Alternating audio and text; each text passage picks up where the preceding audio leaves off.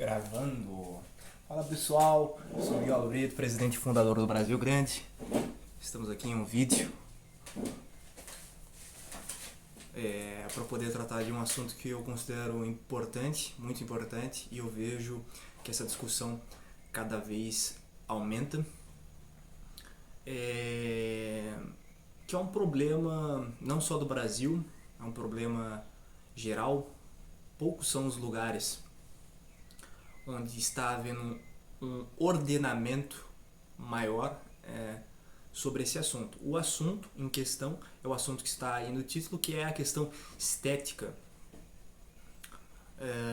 Antes mesmo de eu aprofundar aqui o assunto, entrar no assunto, eu peço para que os senhores se inscrevam no canal, deixem um like e façam comentários caso assim entendam que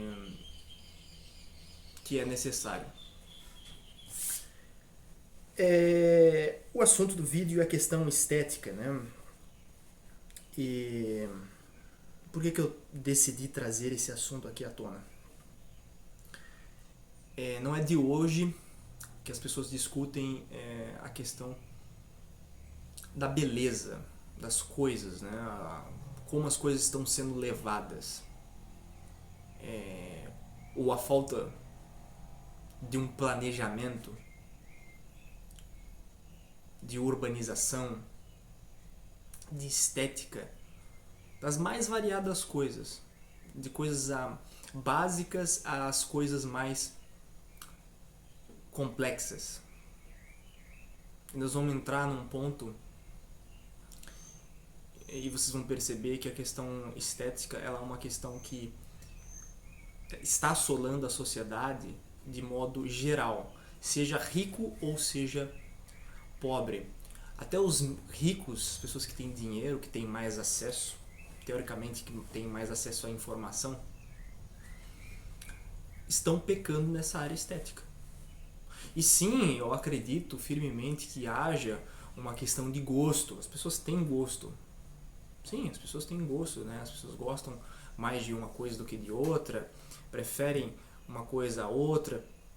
Não é nem isso o ponto, é coisa estética ao nível de ser feia mesmo, de modo geral. Você olha para aquela coisa e você não consegue extrair qualquer detalhe, qualquer nuance, qualquer faceta de beleza. Falta beleza nas coisas nos dias de hoje, falta complexidade. E nós percebemos que isso é uma coisa que está do rico ao pobre, indifere a classe social. É claro que as classes mais baixas, as menos privilegiadas, elas têm uma deterioração maior nesse sentido, né?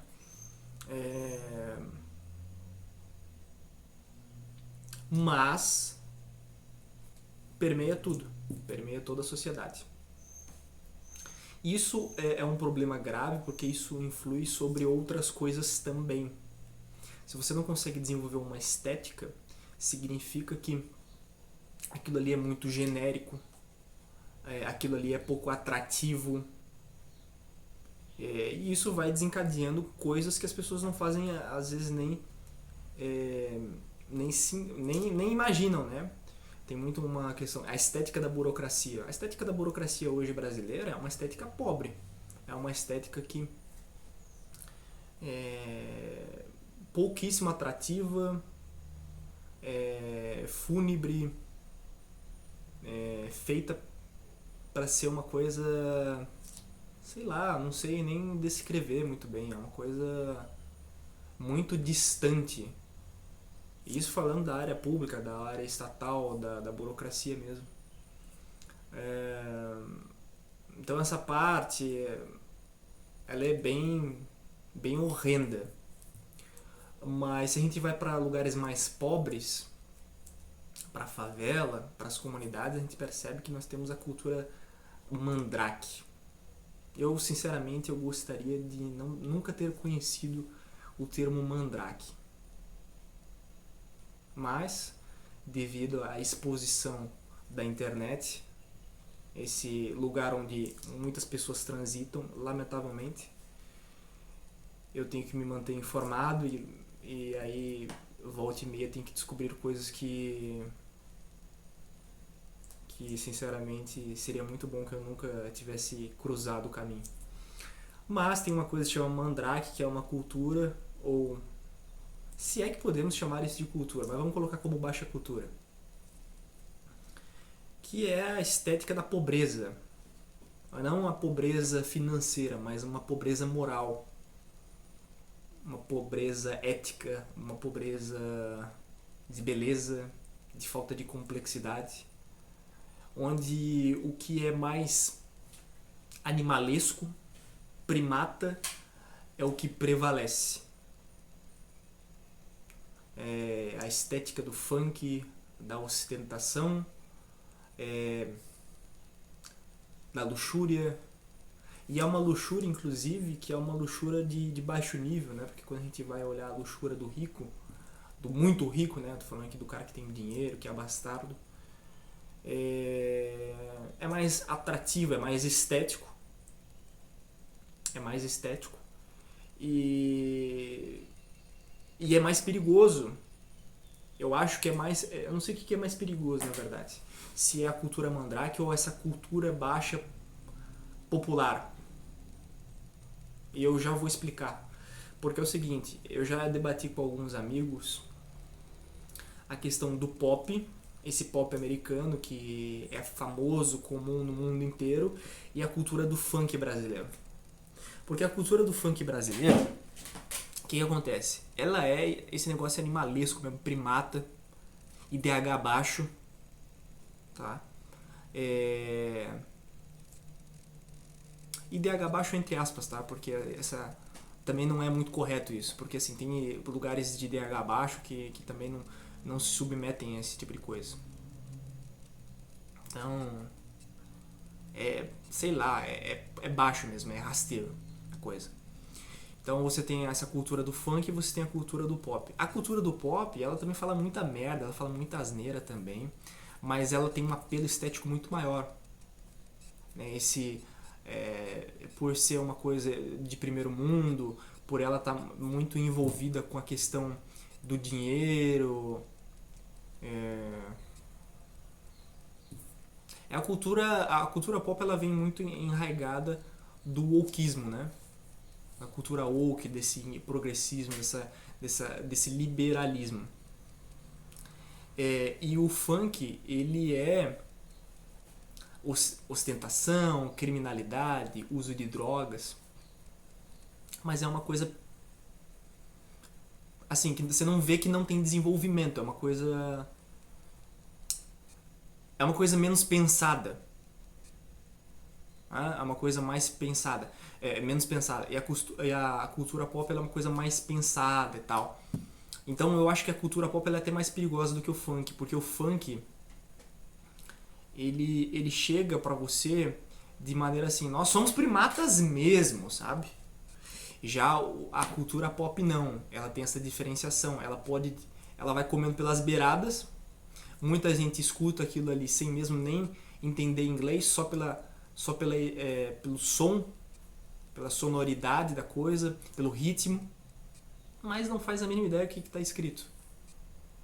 Então, muita gente, nossa, não gosta de funk, mas está lá escutando pop. Então é uma porcaria igual, sabe? É bem ruim. Muitas dessas músicas pop, elas inclusive falam coisas baixo nível. Muitas delas, por exemplo, tentam legalizar a pedofilia, que é um movimento que vem acontecendo lá fora. Das elites americanas, agora saiu a lista do Epstein, né? Então tem esse problema. Nós temos a alta costura, a Balenciaga, que é espanhola, se não me falha a memória, que teve toda a problemática com a questão de pedofilia. Então a elite mundial está muito ligada a problemas muito graves, né? Com o problema da pedofilia, essa normalização. Então é bem problemático. E assim, um camarada nosso, o nosso tesoureiro por um acaso, que é proprietário do Espaço Geográfico, que é um site que nasceu do Brasil Grande, ele postou uma coisa sobre o Hendrick no perfil Parditude Minas Gerais, MG, que é um perfil que fala sobre miscigenação. E aí ele falou, olha, o Hendrick tá bem vestido e todo mundo deveria se vestir bem desse jeito. E é verdade, é um fato. É um fato. E o Hendrick tava bem vestido, ele tava vestido de Louis Vuitton, que é uma alta costura. Só que assim, alta costura, e ele tava vestido bem. Tem gente que vai se vestir de Louis Vuitton, de Gucci ou de altas costuras que tem espalhado pelo mundo, que assim, é um outdoor, é pobreza estética também igual, por isso que eu falei. Isso é uma coisa que permeia desde a classe rica à classe pobre. Então assim, e não dá pra falar, só rico consegue se vestir bem. Não, cara, antes de eu começar a vestir social, eu comecei a vestir camisa lisa, sem nenhuma marca. Entendeu? Então, é isso. E aí o pessoal lá, a publicação saiu fora da bolha, o pessoal chamando ele de nazista. Postou lá um cara republicou, deu um reply lá com um comentário com a imagem do Hitler, outro colocou da Ku Klux Klan, né? O pessoal viaja demais, o cara tá falando sobre vestimenta. Nada a ver, né? O cara chamar de nazista e tal, sendo que o perfil em si, Parditude, fala sobre uma coisa totalmente o contrário, que é a questão da miscigenação. Não tem como ele ser nazista sendo ele militando a favor da miscigenação. E então assim, nos dias de hoje, você ir à igreja, você ser nacionalista, você se vestir minimamente bem, de acordo com a possibilidade, né, que é o que eu falei, de você assim, não precisa ser Louis Vuitton, só basta você usar uma camisa lisa, usar um cinto, uma calça jeans, uma coisa mais ajustada ao corpo, e você já vai estar se vestindo melhor do que 90, 80% das pessoas. Às vezes também economizar um pouco, gastar numa coisa que dura, uma coisa de couro, uma coisa de jeans de fato, um jeans bons, que hoje é mais raro também de encontrar jeans bons, vai fazer com que você tenha que comprar muito menos vezes aquela coisa. Então, é uma dica que eu dou. Hoje as coisas, é verdade, são feitas para não durar. A verdade é essa.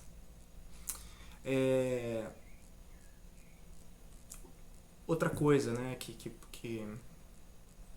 eu vi sendo comentada, e vira e mexe é comentado na bolha, no nosso meio, no Twitter tal e tudo, do pessoal falando sobre arquitetura. Cara, o Brasil precisa passar por um plano de urbanização, o Brasil precisa passar por um plano de arquitetura, arquitetônico, de urbanização. Precisamos normalizar a coisa bela, desde a pessoa que é mais simples, mais humilde, que tem menos condição, às pessoas que têm mais dinheiro. Voltar a ter um ar aristocrático, uma cosmovisão aristocrática que independe de classe. Ok? E aí, conseguir dinheiro, conseguir ascensão social, será uma consequência de um bom trabalho. Só existe meritocracia, a mínima meritocracia, um pouco de meritocracia, nunca haverá meritocracia 100%, uma meritocracia plena, se houver Estado. Ok? Sem Estado é barbárie. Liberalismo é barbárie. Você liberalizar para que as pessoas façam qualquer coisa é barbárie. Eu mesmo tenho familiares que são protestantes. Entretanto, são duros críticos de vários pastores que aí estão e de igrejas. E todos os protestantes sérios que eu conheço também são críticos. É impossível que seja aberto, liberado, para que qualquer caixa de sapato vire uma igreja. Tá? Que não tenha nenhum apelo estético, nenhum processo nenhuma norma, nenhuma liturgia. Isso é importante, tá? Em instituições, na religião, no Estado, ritos são importantes, tradições são importantes. Tudo isso precisa ser resgatado, o que nós já temos precisa ser preservado. Isso é o conservadorismo. O que eu estou falando aqui nada mais é do que o real conservadorismo. E nos dias de hoje, ser conservador, nos dias de hoje, fazer o que deve ser feito, ter este apelo que aqui estou fazendo, é um ato revolucionário. Por isso eu falo aos camaradas do Brasil Grande, falo, cara, vão pegar o sol, vão trabalhar, vão estudar, vão ter filhos, vão conhecer pessoas, vão viajar, vão ter conteúdo, porque só de vocês fazerem isso já será uma grande evolução na sociedade brasileira. Isso já faz muito peso. E na medida do possível que vocês conseguirem produzir artigos, ir em manifestações, fazer cursos eu me refiro tanto a você ir estudar um curso, quanto também fazer um curso. Ler um livro, e aí eu me refiro ler um livro mesmo, e também, para quem tem conteúdo, para quem tem vivência, fazer um livro. Fazer os programas, né, no YouTube, dar entrevistas, mas não consegue ainda fazer um programa no YouTube, fazer uma entrevista, então consuma o nosso conteúdo, o conteúdo dos nossos parceiros. Isso já vai ser uma coisa que vai ajudar muito, tá? Então é importante que todos nós tenhamos essa visão de fazer com que as coisas melhorem. Hoje há um culto à pobreza muito grande. Uma pobreza financeira também. Eu vejo muita gente romantizando a favela, romantizando coisas que numa sociedade saudável jamais seria normalizada, aceita. Nós vemos isso já na base. Uma coisa que me deixava muito assustado. Eu estudei um pedaço da minha vida, um curto pedaço, em colégio particular, privado, e também estudei em colégios públicos. Estudei o meu municipal foi muito bom, né? Então assim, tive uma educação boa, de qualidade e pública. E os primeiros anos de estudo foram privado, né? Então eu peguei ali os primeiros anos privado, depois fui para municipal muito boa. A partir da estadual já deu uma piorada, mas a nível Brasil ainda também muito bom. Então uma coisa que eu vi depois, quando eu saí do municipal para o estadual, uma diferença muito grande, de uma normalização. Então assim, comportamento animalesco mesmo, primata. Você via o sujeito ali, por exemplo, pegando uma coisa que é dele, uma coisa que é privada, que é pública, melhor falando, que é dinheiro dele, que já é raro o Estado investir no Brasil, né? Tem investimento público, e o cara destruindo o negócio. E o pior é que o negócio era de qualidade, bem feito. O cara lá fazendo questão de destruir. Você olhava pro cara e falava, cara, que primata esse cara. Ele tá não só destruindo, pra ele tá destruindo pros outros. O que dá vontade de fazer é sair na porrada com todo mundo, mas assim, não tem como. Algumas vezes eu tive que sair no soco, né? Para me defender, para poder defender algumas coisas que eu acreditava.